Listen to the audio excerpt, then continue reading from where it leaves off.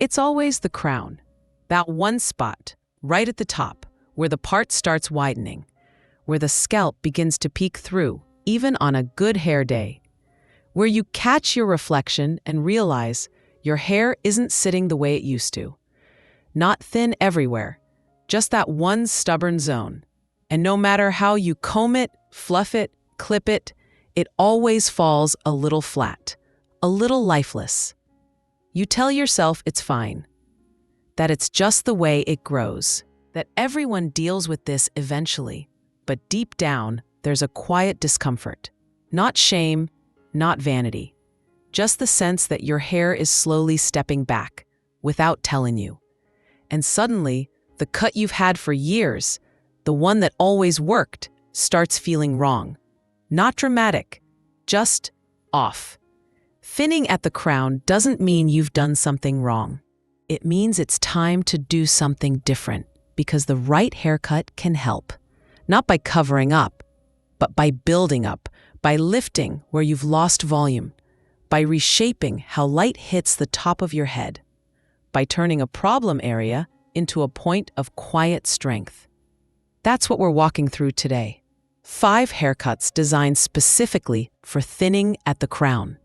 Each one chosen for the way it lifts, lightens, and restores balance without making you feel like you're hiding. And before we begin, I'd love to know, where are you watching from? So many women end up here quietly, looking for answers they didn't know how to ask out loud. If that's you, you're in good company. Because sometimes the biggest shift doesn't come from a mirror. It comes from a new way of framing what's been there all along. And often, that shift starts with a simple, softly layered pixie. Style 1. Softly layered pixie with crown lift. It might seem counterintuitive. If your crown is thinning, wouldn't going shorter just make it worse? Wouldn't a pixie expose everything you're trying to hide? Actually, no. A well-structured pixie, when done right, can be one of the most flattering and supportive cuts for women dealing with thinning at the crown. Because unlike longer styles that pull everything downward, a pixie invites lift. It creates movement exactly where you need it, right at the top. The key is in the layers. Not choppy, not trendy, but soft, strategic layers that are shortest at the crown and slightly longer through the sides and top.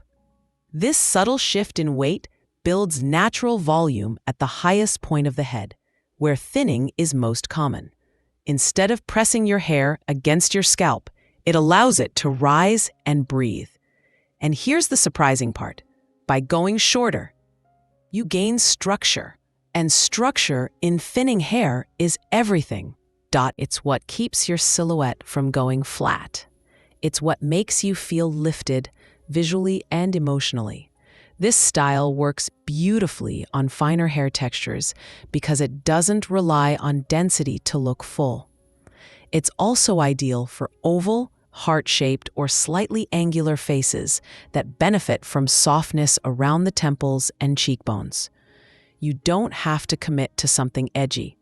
You can keep it feminine, understated, even elegant, just with more intention around the crown. One woman told me she was terrified to go shorter, but after trying a layered pixie with a little extra volume at the top, she said, "For the first time, my hair wasn't hiding anything.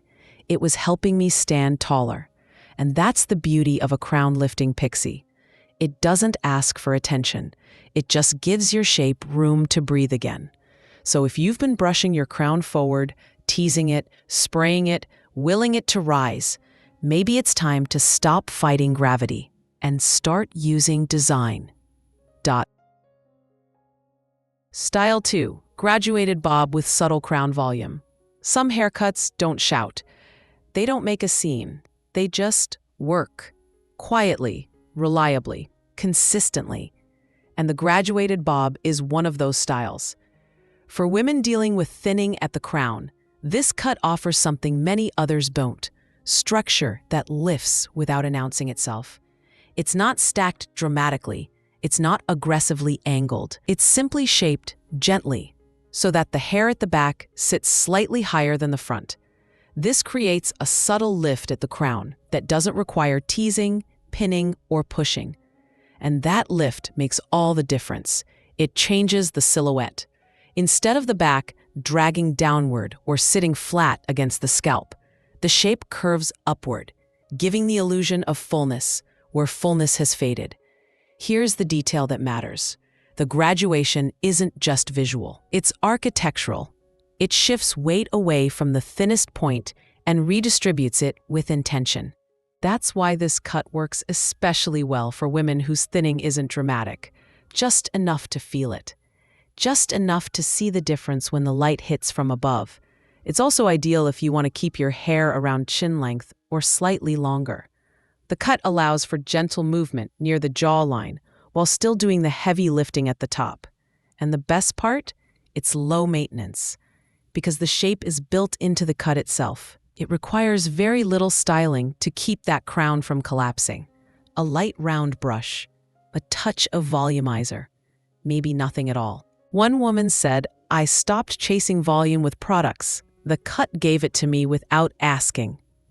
This style is especially forgiving if your hair is straight or slightly wavy, because it doesn't depend on bounce, it depends on shape. And shape, more than texture or thickness, is what gives a short haircut its staying power. So if your crown feels like it's slowly sinking, this might be the structure that quietly holds you up.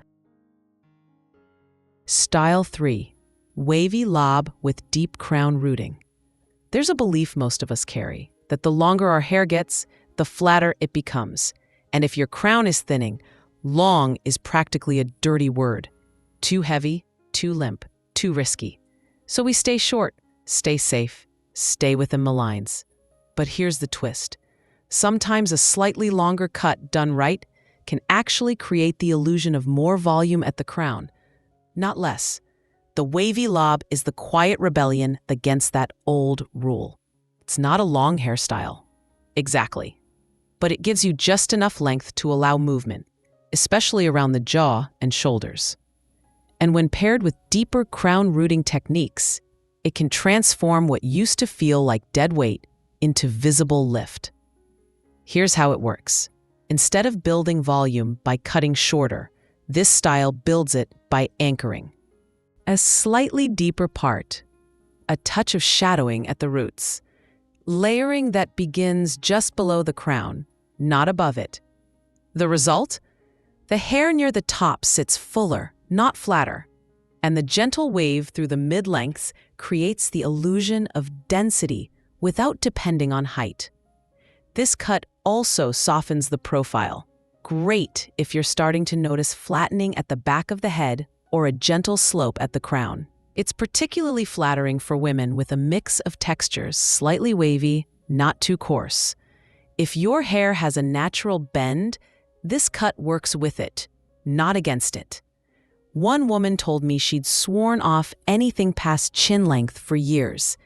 Then she tried a lob with subtle waves and root shading. She said, "It didn't just give me volume, it gave me presence again." And maybe that's the real twist. It's not about going shorter to solve a problem. It's about going smarter, using shape, depth, and texture to reframe the crown you thought was failing you. Because sometimes the solution isn't to pull everything in. It's to let a little more flow and trust the shape will rise to meet you. Style 4. Short shag with airy crown layers. Sometimes the crown just needs room. Not lift, not sculpting, just room to move. And for that, there's nothing quite like a short shag.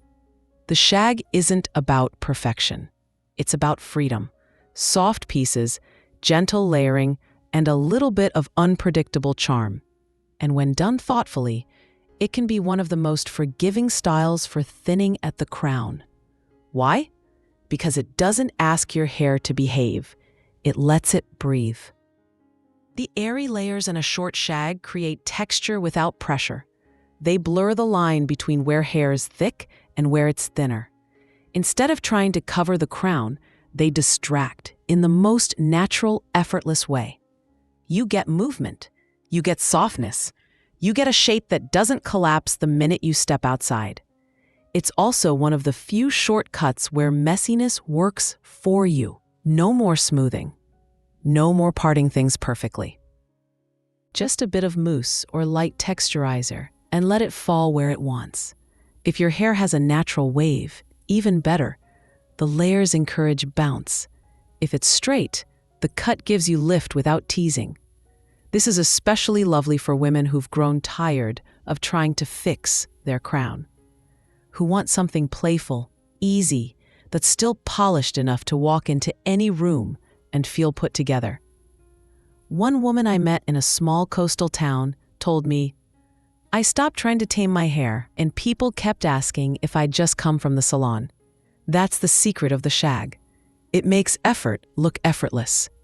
And sometimes that's what the crown needs. Not control, not strategy, just a little permission to loosen up and let the shape do the work. Because when the cut moves, you stop worrying about what's missing and start noticing how good everything else feels. Style 5.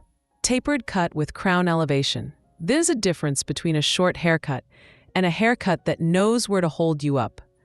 That's what the tapered cut does best.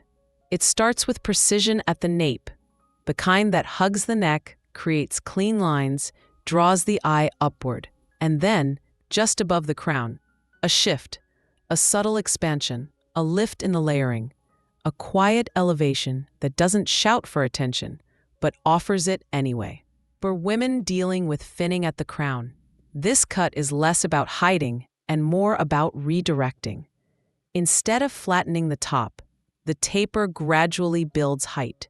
Instead of clinging to the sides, the structure guides the eye to the shape as a whole. It's one of the most balanced cuts you can wear. Grounded in the back, lifted up top, softened in the front. But here's why it matters emotionally. This kind of cut doesn't perform. It supports. It doesn't try to make you look younger. It just lets your presence rise to the surface again, without distraction, without apology. This is ideal if your hair has been feeling both sparse and shapeless. If you've been asking, why does everything just look flat? Or if you've been holding on to an old cut that worked when your hair was thicker, but now feels like it's sitting in place, not moving with you. This works best on straight to slightly wavy hair. It gives you volume without volume. Lift without effort, presence without pretense. One woman I spoke to had worn the same basic crop for over a decade. When she tried a tapered silhouette with crown elevation, she said, "It felt like I had posture again, and I didn't even stand up." That's what shape does. It lifts more than just your hair. It lifts you, because when you stop shrinking to match your thinning crown and start choosing a shape that rises with you, you come back into focus. You didn't wake up one day and decide to lose volume at the crown. It wasn't a choice, it just began. A shift in how the light caught your part. A quiet question in the mirror. A slow loosening of fullness where it used to live without effort. And maybe you've adjusted. You've tried the products, the sprays, the comb-overs, and the careful angles. But something about it still feels like managing, not reclaiming. Because the truth is, thinning at the crown isn't something to hide. It's something to shape around. Hair doesn't have to be thick to feel alive. It just needs the right architecture, the right lift, the right intention. And maybe that's what this was really about all along. Not about fixing anything, but about finding the shape that meets you where you are, that rises when you do, that softens when you exhale. That gives your reflection back without asking you to fake fullness you no longer have. You haven't lost something. You've simply outgrown a few assumptions. And if today you feel even a little more aware, not of the thinning, but of your right to feel lifted anyway, then that's not just a haircut. That's a return to shape, to self, to the quiet truth that you are still entirely yours, even when the top is thinning, especially then.